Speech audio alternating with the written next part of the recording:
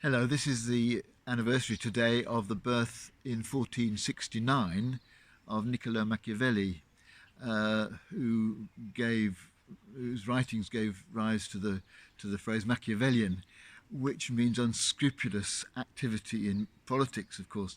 And his main writing was The Prince, in which he gave instructions to someone who was becoming a new leader of a country, of a province, of a state, how best to stabilize the situation to ensure his continuing power. And he's got the reputation he has, Machiavelli, because some of the methods that he recommended were pretty unscrupulous, but entirely for the benefit of the ruler, in order to enable the ruler to stay in power.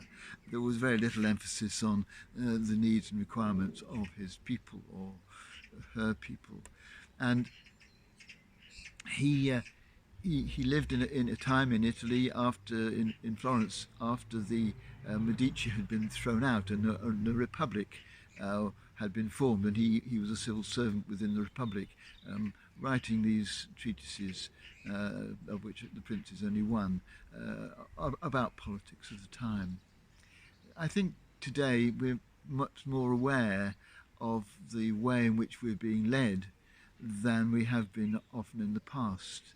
We're aware of leadership in our own country and in America and in Russia and in China, where the focus is very much on the personality and style and intention of the particular leader. And it makes me realize that Machiavelli is right. Really, everything really does depend on the skill and wisdom and moral values of those who lead us. They make such a difference to the experience of ordinary people. I think, I'm afraid, that it's probably true today as it was then, that the main aim of most leaders is to remain leaders. The needs of those they govern only comes into their reckoning when it's part of a device to maintain their popularity. Machiavelli said that it was better for a leader to be feared than to be loved. And certainly contemporary leaders use both those techniques to try and stay in power. In some countries choosing fear, and in other countries wanting to be loved.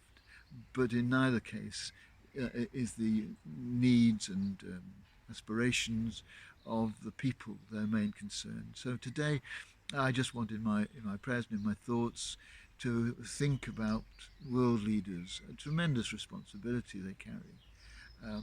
And for many of them, this is the pinnacle, this is something they've been working towards most of their lives, and so naturally they want to hold on to the power they've got. But in the end, what we want is leaders who are not so much interested in that as interested in doing what is good for their country and for their people. And I'm going to, in my thoughts and as I listen to the news today, to hope and pray that that's the kind of leadership that we get, even though sometimes at the moment it doesn't look like it.